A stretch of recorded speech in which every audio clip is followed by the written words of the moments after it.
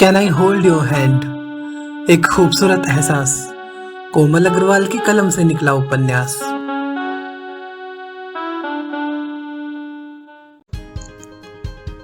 Dear listeners, आप सुन रहे हैं can I hold your hand, एक खूबसूरत एहसास का भाग 17 मेरे यानी कोमल अग्रवाल के साथ।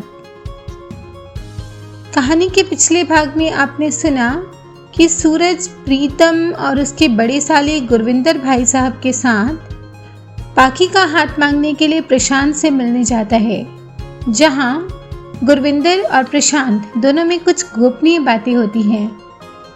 गुरविंदर कार के पास आकर उसकी बहन प्रीत को बहकाकर प्रेम विवाह करने का ताना देता है और प्रीतम से पुराना हिसाब बराबर कर लेता है। अब आगे।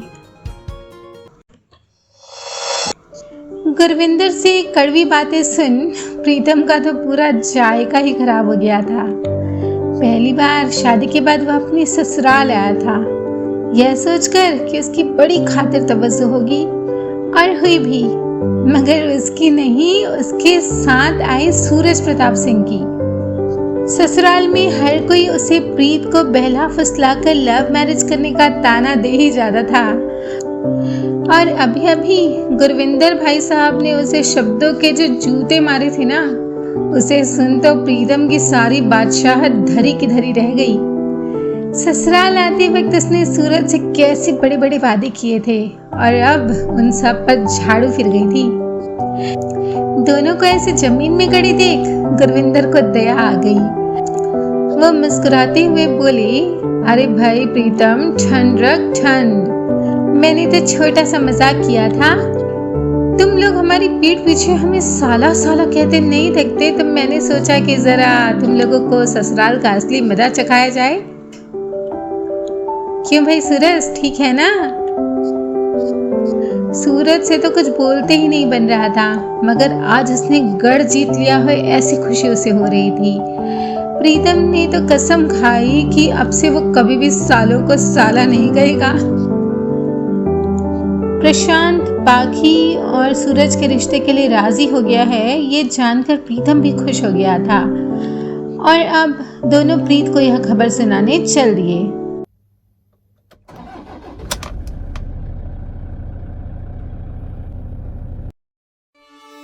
उधर प्रशांत के घर पर अम्मा बाबूजी ईश्वर को कोटि कोटि धन्यवाद दे रहे थे कि घर बैठे उन्हें पाखी की चिंता से मुक्ति जो मिल गई।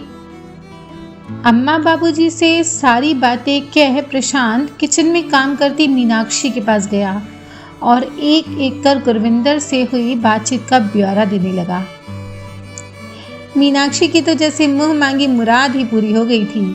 इतने अमीर घर में ननन का रिश्ता होने पर मोहल्ले में कैसी धाक जमेगी, और भारी गहनों और महंगी साड़ियों में खुद को सजाने की कल्पना मात्र से ही वह खुश हो गई। पति की तरफ देखकर उसने कहा, इससे अच्छा रिश्ता आपको अपनी बहन के लिए नहीं जुटेगा। न दहेज की टेंशन और न ही शादी के खर्चे। पंकज तो कहता था ये लंबी गाड़ी है उसकी, अपने देहरादून में एक आधी ऐसी होगी। प्रशांत ने पत्नी की बात का समर्थन करते हुए कहा, मैंने अम्मा बाबूजी से बात कर ली है। आज जब मैंने लड़के को देखा ना, तो बस देखता ही रह गया। इतना सुंदर और सलीकेदार लड़का, दौलत का घमंड तो छू तक नहीं गया उसे। और सबसे बड़ी बात कि उसने अपनी प्रीतों की शादी में ही गुड़िया को पसंद कर लिया था। अभी तो बस फॉर्मेलिटी के लिए अपनी फैमिली को दिखाना चाहता है। मीनाक्षी दिल ही दिल में सोच रही थी, अगर ये शादी हो गई तो फिर तो उनका नसीब बदलते देर नहीं लगेगी।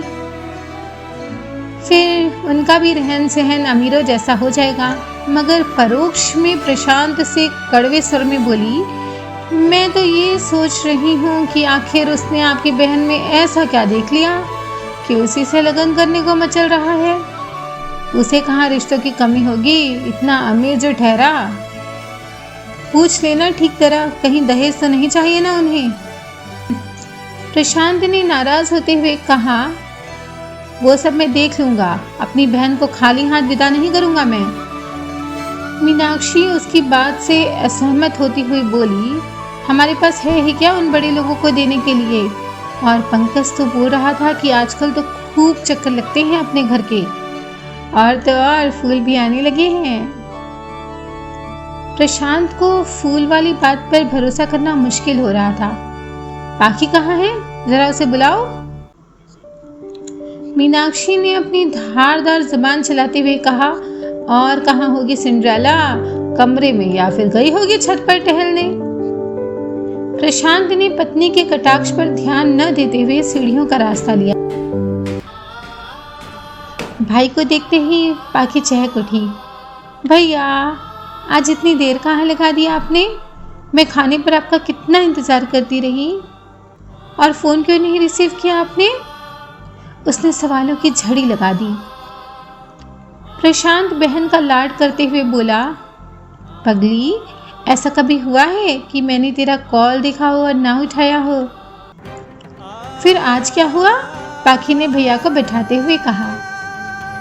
प्रशांत ने उसे छेड़ते हुए कहा, आज गुरविंदर भाई साहब आ गए थे, और जानती है उनके साथ कौन था? कौन था भैया? उसने पूछा। प्रशांत ने हंसते हुए कहा, उनके बहनोई प्रीतम बाबू और उनका एक दोस्त। वह चिढ़ाते हुए बोलने लगा, कोई चांद सितारा, याद आया, सूरज नाम बताया था। पाखी ने ऐसी उम्मीद कभी नहीं की थी कि सूरज उसके भैया तक सचमुच ही पहुंच जाएगा। उसने धीमे स्वर में पूछा, प्रीतम जी जो क्या बोल रहे थे? प्रशांत उसके चेहरे पर आते जाते भावों को पढ़ता हुआ सा बोला, कुछ खास नहीं, बस बोल रहे थे कि हमारी लड़की सयानी हो गई है तो डोली भेज के छुट्टी करो। और क्या? पाखी लाज से संकुचित हो गई। भैया जाइए, मैं आपसे बात नहीं करती। प्रशांत उसके गालों को थपथपा कर बोला, नाराज तो मुझे तुमसे होना चाहिए गुड़िया, तुमने मुझसे सूरज वाली बात छुपाई है। अरे पगली, कम से कम बताती तो सही कि प्रीत की शादी से ही वो तुझे पसंद करता है। पाखी ने अपनी सफाई में कहा, वो भैया दरअसल मुझे लगा कि सब मजाक है, और वो इतना रिच है तो इसलिए। शादी तो बराबर वालों में होती है ना भैया। प्रशांत ने बहन के सर पर हाथ फेरा। ठीक है, मैं पूरी बात समझ गया हूँ। मैं सिर्फ तुमसे ये पूछने के लिए आया हूँ कि क्या तुम्हें सूरज पसंद है? चुप क्यों हो, बोलो। वह पाखी की हाँ सुनने के लिए अधीर हो उठा था। वो अपने परिवार को लेकर रिश्ते की बात करने आना चाहता है। पाखी ने मुश्किल से कहा, मैं क्या कहूँ भैया। प्रशांत ने सूरज की तारीफ में कहा, मुझे वो लड़का बहुत पसंद है, और ऐसा तो हो नहीं सकता कि हम दोनों की पसंद अलग अलग हो। क्यों, ठीक है ना? पाखी के चेहरे पर गुलाबी रंगत बिखर गई। जी भैया। प्रशांत ने खुश होकर कहा, ये हुई ना बात। कितने दिनों बाद तुम्हारे चेहरे पर ऐसी मुस्कुराहट देखी है। सूरज तुम्हारे लिए बेस्ट है, उससे अच्छा लड़का मैं तो कम से कम नहीं खोज सकता था तुम्हारे लिए। वह भावुक हो गया। पाखी प्रशांत के गले लग गई। मैं आपको छोड़कर कहीं नहीं जाऊंगी भैया। उसकी आंखों में नमी उतर आई। प्रशांत भैया से ज्यादा प्यारा उसे इस दुनिया में कोई भी नहीं था। प्रशांत ने बहन को समझाते हुए कहा, पागल, हर लड़की को अपने भाई का आंगन छोड़कर एक न एक दिन जाना ही पड़ता है। और सुनो, मैं जल्द ही तुम्हें विदा कर दूंगा। आशा है आप सभी को बहन भाई का ये प्यार बहुत प्यारा लगा होगा।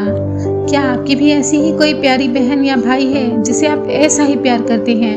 तो ज़रूर सुनिए रिश्तों की इस बेमिसाल कहानी को, जो आपको हंसाएगी भी और रुलाएगी भी। आगे सुनने के लिए कनेक्टिंग ड्रीम्स को कीजिए सब्सक्राइब, और हाँ, नोटिफिकेशन बेल भी प्रेस कीजिए क्विक अपडेट्स पाने के लिए।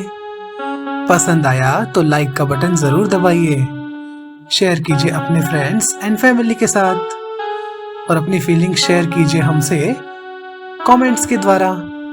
Stay tuned with Connecting Dreams. Thank you.